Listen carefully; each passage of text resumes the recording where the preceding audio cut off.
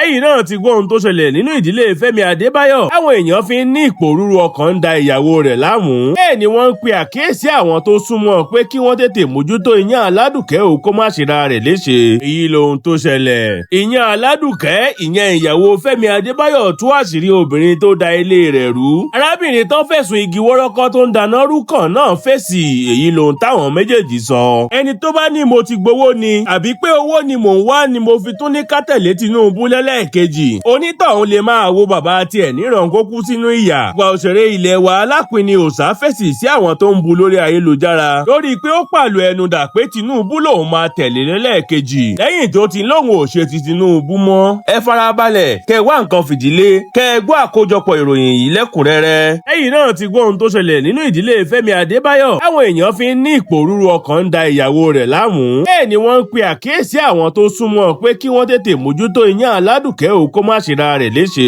Èyí lohun tó ṣẹlẹ̀. Ṣàdédé la rí àwọn olólùfẹ́ Femi Adebayo tó ń kọrin ìjádópin ogun sì tàn káàkiri orí ayélujára. Lẹ́yìn tí ìyáàfin Ọmọ́táyọ̀ Mẹ̀múnátà Adébáyọ̀ tí àwọn èèyàn mọ̀ sí iyán aládùkẹ́ tó jẹ́ ìyàwó gbajúgbajà òṣèré táyé ń fẹ́ ní Femi Adebayo bẹ̀rẹ̀ sí ní gbé àwọn oríṣiríṣi fídíò òun àti ọkọ rẹ̀ jáde lórí ìkànnì ayélujára Instagram rẹ̀. Àwọn èèyàn sì bẹ̀rẹ̀ sí ní dunnú pé Femi Adebayo àti ìyàwó rẹ̀ yìí ti parí ìjà wọn. Tí wọ́n lọgun pé kò sógun mọ́ kò sọ́tẹ̀ mọ́ nínú ìdílé aláyọ̀ náà. Tí ẹ ò bá gbàgbé níbi oṣù 4 sí 5 sẹ́yìn ní ìkànnì olófòfó òbẹ́gbọ̀ orí ayélujára tí kò sẹ́ni tó mọ ẹni tó jẹ́ nì. Gistlover gbé jáde pé ìyàwó Femi Adebayo lọ sí oko eré láti lọ fa wàhálà pẹ̀lú Fúnkẹ́ Akíndélé. Torí pé àwọn tí kì í jẹ́ ketí ẹ̀ nídìí tí wọn kì í sì jẹ́ kínú ẹnu dùn kan sọ fún un pé ọkọ rẹ̀ ń fẹ́ Fúnkẹ́ Akíndélé. Gistlover sọ nígbà náà pé ìyàwó Femi Adebayo tiẹ̀ fi ìbínú ba ọ̀pọ̀lọpọ̀ nǹkan jẹ́ lóko eré náà. Gistlover tẹ̀síwájú pé àwọn mọ̀lẹ́bí Adebayo gan fẹ̀sùn kan iyán aládùkẹ́ ìyẹn ìyàwó Femi Adebayo pé níṣe ló ń tojú bọlé kiri láti ṣògùn sí ọmọ àwọn. Lẹ́yìn ọ̀sẹ̀ díẹ̀ tí Gistlover sọ eléyìí náà ni iyán aládùkẹ́ fúnra ara rẹ̀ jáde sórí ìkànnì ayélujára rẹ̀. Ó sì sọ àwọn ògúlùtù ọ̀rọ̀. Iyán aládùkẹ́ ní tí òun bá tiẹ̀ máa fògùn fẹ́ èèyàn kò lè jẹ́rú ọkọ òun láéláé. Nítorí pé àwọn lóko àwọn èèyàn jàǹkànjàǹkàn ni òun máa ń bá pàdé nígbà tí òun ṣiṣẹ́ nínú ọkọ̀ òfurufú. Ọ̀rọ̀ yìí àti àwọn ọ̀rọ̀ míì tí iyán aládùkẹ́ gbé jáde nígbà náà ló tún túbọ̀ fi ìdí àwọn nǹkan tí Gistlover sọ nípa bí iná ṣe ń jó lọ́fun amùkòkò ìdílé náà múlẹ̀. Àwọn èèyàn sì bẹ̀rẹ̀ sí ní rọ Femi Adebayo pé kó jọ kó kó ẹrù rẹ̀ padà sínú ilé nítorí pé Gistlover sọ nígbà náà pé òṣèré yìí ti bínú kó ẹrù rẹ̀ jáde nílé fún ìyàwó rẹ̀ yìí. Bẹ́ẹ̀ làwọn nǹkan ṣàkíyèsí pé tọkọ-tìyàwó yìí kò jọ ṣe fídíò papọ̀ mọ́ gẹ́gẹ́ bí wọ́n ṣe máa ń ṣe. Ṣùgbọ́n ṣàdédé la rí tí ìyàwó Femi Adebayo bẹ̀rẹ̀ sí ní da ọ̀gọ̀ọ̀rọ̀ àwọn fọ́tò àti fídíò tí òun àti ọkọ rẹ̀ jọ yà padà sórí ìkànnì ayélujára rẹ̀. Táwọn èèyàn sì bẹ̀rẹ̀ sí ní dunnú tí wọ́n ń yọ̀ pé ogun èṣù ti padà ṣẹ́ nínú ìdílé náà. Bó ṣe ni láàánú pé ìjì táwọn èèyàn rò pé ó ti dúró nínú ìdílé Femi Adebayo kò tí ì dúró rárá o. Nítorí báwọn èèyàn ṣe ń dunnú pé gbogbo ìjà tó wà láàrin Femi Adebayo àti ìyàwó rẹ̀ ti tán ni arábìnrin kan ó farahàn gẹ́gẹ́ bí ẹni tó súnmọ́ ìyàwó Femi Adebayo tipẹ́tipẹ́ bí mọ̀lẹ́bí rẹ̀ kan jáde. Tó sì ní àwọn fọ́tò àti fídíò tí iyán aládùkẹ́ ń gbé jáde jẹ́ àwọn fọ́tò tí wọ́n ti yà tipẹ́ pẹ̀lú ọkọ rẹ̀ yìí. Ó ní ó jọ pé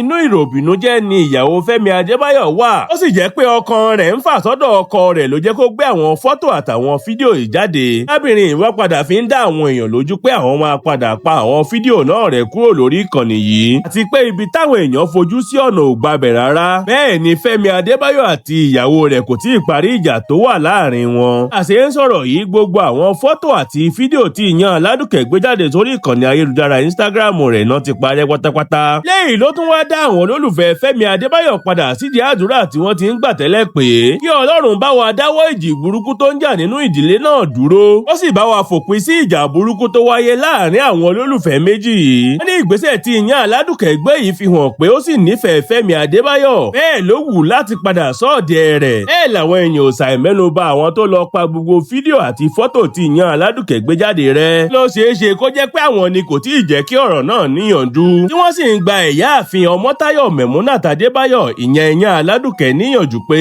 ó ṣọ́ra fún àwọn tó wà láyìíká rẹ̀ nítorí pé ọ̀rẹ́ wà nínú ọ̀tá bẹ́ẹ̀ lọ̀tá wà nínú ọ̀rẹ́. Iyán aládùkẹ́ ìyẹn ìyàwó Femi Adebayo tú àṣírí obìnrin tó da ilé rẹ̀ rú. Arábìnrin tó fẹ̀sùn igi wọ́rọ́kọ́ tó ń dáná rú kàn náà fèsì. Èyí lohun táwọn méjèèjì sọ. Àṣé lóòótọ́ lọ̀rọ̀ àgbà tó ní kò sọ̀rọ̀ ẹ̀ mọ́ kárẹ́ ni bárìn ló kù. Bẹ́ẹ̀ làwọn àwọn àgbà náà ló ní òun ṣe mí òun gbà mí la fi ń dúpẹ́ lọ́wọ́ ẹni tó ń ṣe ni. àwọn ọ̀rọ̀ wọ̀nyí ló ṣe rẹ́gí pẹ̀lú àṣírí ńlá tí ìyẹn aládùkẹ́ ìyẹn ìyáàfin Memunat Ọmọ́táyọ̀ Adébáyọ̀ tó jẹ́ ìyàwó gbajúmọ̀ òṣèré ilẹ̀ wa táyé ń fẹ́ ní Fẹmi Adebayo tú nípa ẹni tó da ìdílé rẹ̀ táwọn èèyàn fi ń tọrọ rú. lẹ́yìn tí ìyàwó Fẹmi Adebayo gbé àwọn fọ́tò àtàwọn fídíò oríṣiríṣi tí òun àti ọkọ rẹ̀ yà nígbà tẹ́ẹ̀rín wọn gúnrégé jáde lórí ìkànnì ayélujára Instagram rẹ̀. ó wá jẹ́ kí gbogbo ayé mọ̀ pé òun ti finú wénú òun ti jẹ́wọ́ pẹ̀lú bó ṣe gbé fọ́tò ọ̀rẹ́ rẹ̀ kan jáde. ó sì fẹ̀sùn kàn pé ọ̀rẹ́ tí òun mú bí ọmọ ìyá yìí ló dalé òun rú.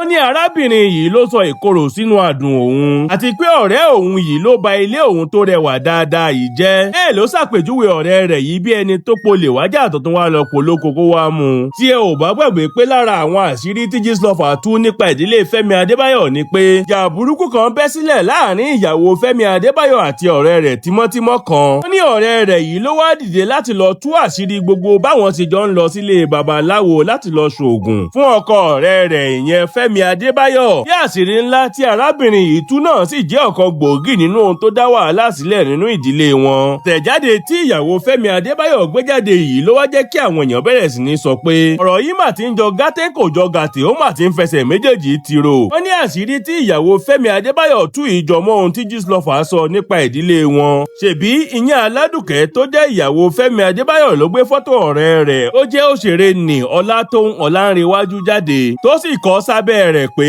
ìwà ọ̀dàlẹ̀ yìí dùn mí kan eegun. báwo ló ṣe máa ba nǹkan tó rẹwà báyìí jẹ́? bí mo bá tiẹ̀ ṣubú ṣèbí ìwọ ló yẹ kó o gbé mi ró. nínú àwọn àṣìṣe mi ìwọ ló yẹ kó o daṣọ àṣírí bò mí. bí ọmọ ìyá mi ló jẹ́ ṣùgbọ́n ìwọ ló polè kó wá jà ìwọ tún lo polóko kó wá mú un. báyìí ni ìyẹn aládùkẹ́ ṣe kọ ọ̀rọ̀ sábẹ́ fọ́tò tó gbé jáde náà. bọ́ọ̀rọ̀ náà padà di iṣu atayanyan lórí ayélujára. torí pé Ọlátóhùn Ọlánrewájú tí ìyàwó Fẹmi Adebayo fẹ̀sùn kàn gẹ́gẹ́ bí ẹni tó da ilé rẹ̀ rú náà jáde. ó sì sọ nínú àtẹ̀jáde kan tí òun náà gbé jáde sórí ìkànnì ayélujára Instagram rẹ̀ pé ǹlẹ́ o ìyẹn aládùkẹ́ èmi kọ́ ló wà nídìí ìṣubú rẹ o. ìwọ ló fọwọ́ ara rẹ dá gbogbo wàhálà tó ń dojúkọ yìí síra rẹ lọ́rùn. kí ló ń gbìyànjú láti sọ pé mi mo da ìgbéyàwó rẹ rú? jọ̀wọ́ mo fẹ́ kó o ṣàlàyé fún gbogbo ayé. ó sì lẹ́rìí gbogbo àwọn ọ̀rọ̀ yìí nílẹ̀ yánkanyànkan. tó bá níbi tí mo ti jẹ̀bi lórí ọ̀rọ̀ yìí mo ṣetán láti gba ìdálẹ́bi ṣùgbọ́n ẹni burú mọ̀. báyìí ni Ọlátóhùn náà ṣe kọ ọ̀rọ̀ rẹ̀ yìí láti fèsì sí ẹ̀sùn mọ̀dàrú tó da ìdílé aláyọ̀ rú tí ìyàwó Fẹmi Adebayo fi kàn án. gbọ́n táwọn èèyàn sọ ni pé kí àwọn tó wà láyìíká ìyàwó Fẹmi Adebayo jọ̀wọ́ kí wọ́n mójútó nítorí pé ó jọ pé ó ń la ìpòrúru ọkàn àti ọgbẹ́ ọkàn kọjá lórí ọ̀rọ̀ ìgbéyàwó rẹ̀ yìí. wọ́n ní eléyìí ló fà tó fi ń gbé àwọn fọ́tò àti fídíò tí òun àti ọkọ rẹ̀ ti jọyà ti pẹ́ jáde tó sì hàn pé ó sì nífẹ̀ẹ́ ọkọ rẹ̀ gidigidi. wọ́n ní ó nílò àmójútó lọ́wọ́ tó wà yìí kó má bàa ṣera rẹ̀ léṣe. bẹ́ẹ̀ làwọn míín bu ẹnu àtẹ́lu ìyàwó Fẹmi Adebayo pé dípò kó kọjú sí bó ṣe máa parí ìjà tó wà láàrin òun àti ọkọ rẹ̀ níṣe ló ń wá ẹni tó máa dálẹ́bi ọ̀rọ̀ náà kiri. wọ́n ní tó bá tiẹ̀ máa tú àṣírí igi wọ́rọ́kọ́ tó ń dáná ìfẹ́ òun àti ọkọ rẹ̀ rú ó yẹ kó tiẹ̀ ní sùúrù kí ọ̀rọ̀ tó wà nílẹ̀ yìí parí kó padà sọ́ọ̀dì ọkọ rẹ̀ ó tó wá di pé yóò gbé ìgbésẹ̀ láti fojú ẹnìkan hàn gẹ́gẹ́ bí àṣebi. bẹ́ẹ̀ làwọn tó mọ ẹ̀yìn aládùkẹ́ àti tó ń papọ̀ sọ pé ìyàlẹ́nu ńlá ló jẹ́ pé àwọn méjèèjì lè jà nítorí pé ìrí èèyàn jẹ́jẹ́ náà sábà máa ń rí Ọlátóhùn àti pé wọn kì í ṣe ọ̀rẹ́ pẹ̀lú ìyẹn aládùkẹ́ wọn ní bíi tẹ̀gbọ́n-tàbúrò làwọn méjèèjì. ṣùgbọ́n ohun kan tó dájú lórí ọ̀rọ̀ àwọn méjèèjì ni pé ó yé ọmọ tó ń ké ó sì yé ìyá rẹ̀ tó ń rẹ̀. wọ́n ní ìyẹn aládùkẹ́ tó ní tóun ló dalé òun rú mọ ohun tó ń sọ. bẹ́ẹ̀ ni tóun tó ní àfọwọ́fà ní ogun tí ìyẹn aládùkẹ́ ń jà lọ́wọ́lọ́wọ́ báyìí àti pé òun ní ẹ̀rí tó pọ̀ bíi iyẹ̀pẹ̀ ńlẹ̀ lóun náà mọ ohun tó ń sọ. ní báyìí kò sì sẹ́ni tó ti mọ ibi tí ọ̀rọ̀ àwọn méjèèjì máa já sí.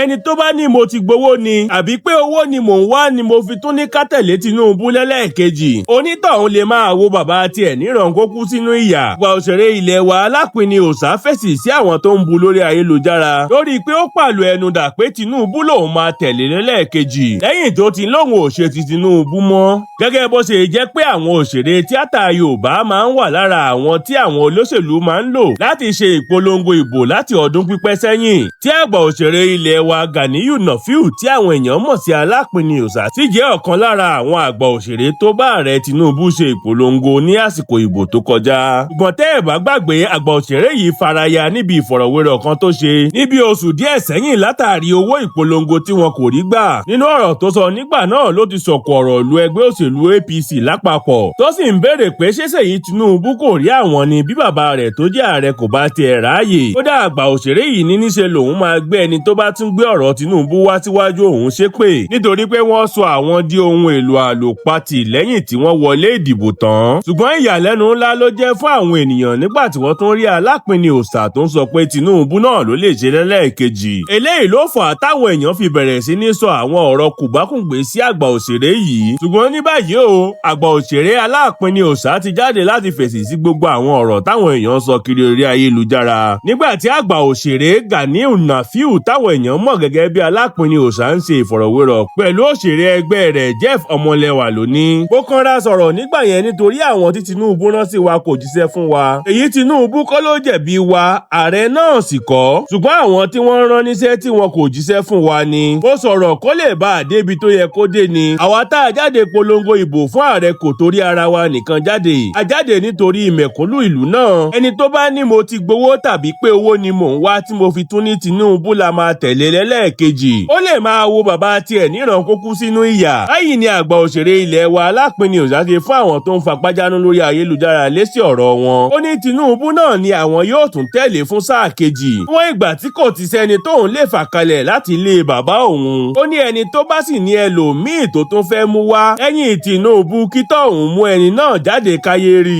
Àgbà òṣèré yìí ní ohun kan tó yẹ kí Tinubu ṣe ni láti tún nǹkan ṣe dáadáa fún ará ìlú. Kí sáà kejì tí yóò lọ fún tó dé, ó lè bá jẹ́ ìwúrí ńlá fún ará ìlú láti dìbò fún. Ó fi kún ọ̀rọ̀ rẹ̀ pé ẹni tó bá ń ṣépè tàbí sọ̀rọ̀ burúkú sóhun lórí ọ̀rọ̀ Tinubu yìí, ó ní tóun tètè rí i dájú pé èpè tí orí rẹ̀ lè dàgbé ló ń ṣẹ́. Nítorí pé tí wọ́n bá rò pé èpè máa ja òun, orí elépè lèpè ń lọ o. Báyìí ni àgbà òṣèré ilẹ̀ wa Ganiu Nafiu tí àwọn èèyàn mọ̀ sí alápinni òòṣà ṣe ṣe àlàyé lórí ọ̀rọ̀ Tinubu. Àwọn èèyàn sì tún bẹ̀rẹ̀ sí ní sọ oríṣiríṣi ọ̀rọ̀ kòbákùngbé sí lábala àríwísí. Àwọn kan ṣe ń sọ pé ìmọ̀tara ẹni nìkan ló ń bá a jà. Àwọn míì ní àwọn ò ní kó má tẹ̀lé ẹni tó bá wù ú tàbí tó bá tẹ́ ẹ lọ́rùn. Wọ́n ní ṣùgbọ́n kó rántí pé ká sọ̀rọ̀ ká bá bẹ́ẹ̀ ni ìyá ọmọlúwàbí.